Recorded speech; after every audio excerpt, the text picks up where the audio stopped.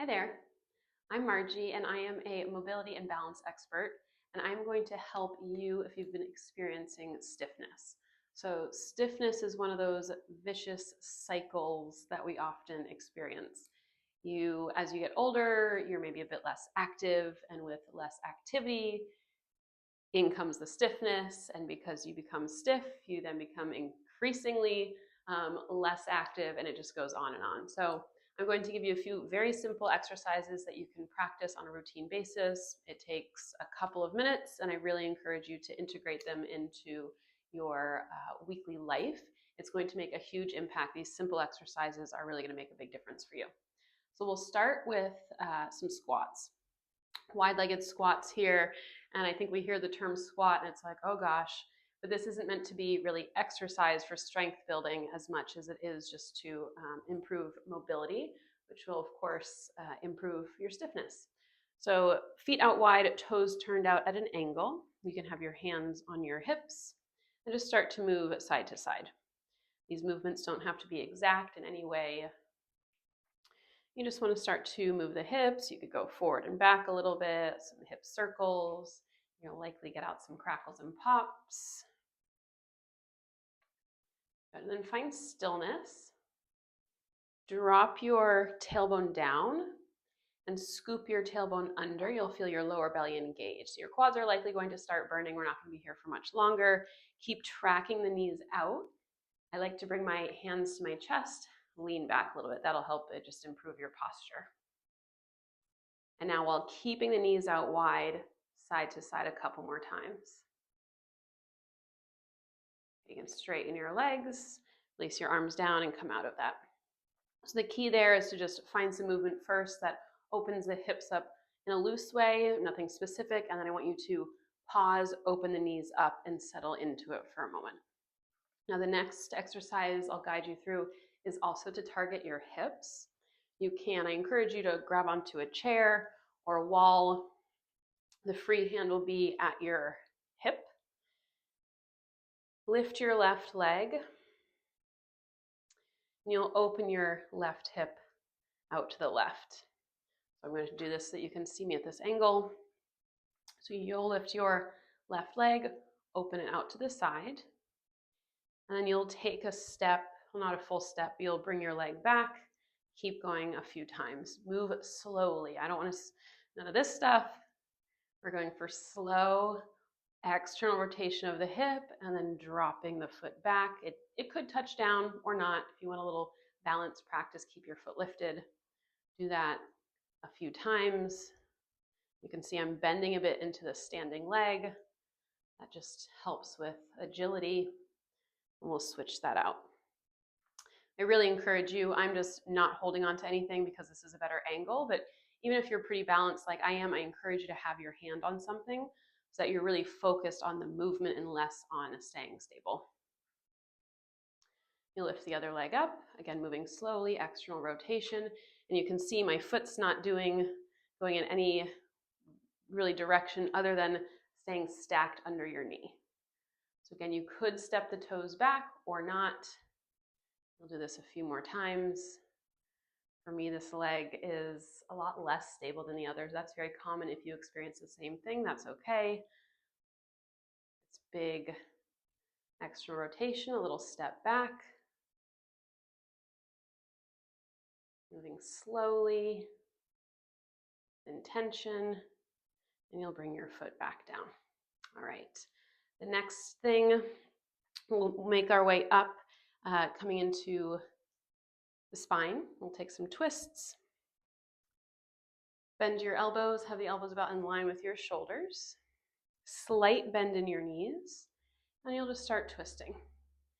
Now, very common for the knees and the hips to sway as you twist, but this is not meant to be twisting the lower body. It's a thoracic twist. So keep your lower body. I like to think of lower body as in cement.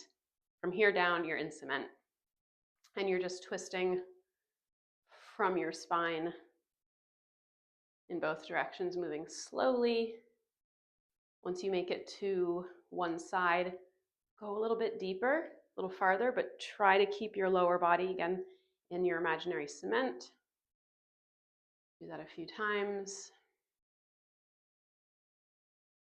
And often I give those same cues saying your lower body's in cement, and people still kind of do this. So if you're not sure, I encourage you to look down at your knees.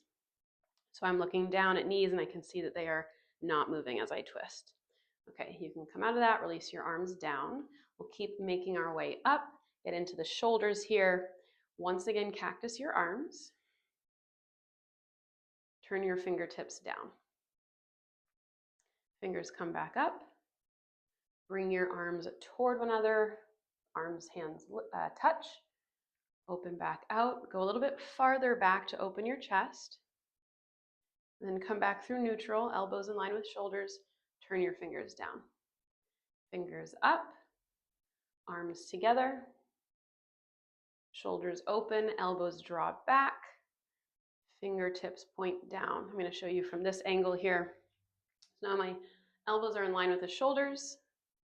Fingertips point down. Elbows stay in line with the shoulders. Fingers point up. Bring your arms together to touch. And here you can exaggerate, think opening your upper back. So I'm pressing my arms into one another. Open the arms up, elbows pull back. You can see my chest is expanding. I'm opening the shoulders. Do that one more time, a little bit quicker. Fingers down, up, arms together, arms back. Emphasize opening your chest, and you can release your arms down. Maybe you circle out your shoulders a few times. That feels good. Last thing here, actually second to last, arms reach up as high as you can, shoulders shrug up into your ears. Reach a little bit higher, palms face one another. Reach a little bit higher. I have a shockingly low ceiling here, so I would typically cue you to try to touch your ceiling, and likely that wouldn't be possible. For me, that's possible in this space. And release your arms down. Last one. You'll come onto hands and knees. You don't have to have a mat. You could do this just on a rug. You could put a blanket under your knees. You want the knees hips distance apart, wrists under your shoulders, spread your fingers wide. Really exaggerate these movements. Press your belly down toward the floor. You flick your tailbone toward the back of your head and lift your chest up. I'm really feeling this in my lower back. Now round your spine and exaggerate this. So now my tailbone is going under. I'm engaging my core and I'm pressing my hands pretty firmly into the mat. That'll really stretch your back. Do that a few more times. If you want an even more intentional experience, connect with the breath. So you inhale to lift your chest. Exhale to round your spine. You can move a little bit slower, or excuse me, you can move a little faster, but do keep it slow. Inhale to lift. Exhale to round. A few times. You could keep going. I encourage you to do a few more, but I'm going to pause there. You get the idea. And you could do this from a chair. So if getting on hands and knees does not feel good in your body, pretend that I have a chair here. Hands would come to your legs, and you would just open your chest and round your spine. Similar experience. All right, so those are your 5 easy postures, exercises to integrate into your weekly life to help you improve any stiffness that you've been experiencing and help you to enjoy your hobbies, activities, your daily life more fully. Please let me know if there's anything in particular that you would like a video on. I'm here fully to support you. If you find this helpful, if you want to keep up with the content that I will increasingly post, please go ahead and subscribe and know that I do offer virtual coaching. If you're interested in some one-on-one support, I'm here for you. Let me know. All right, see you next week.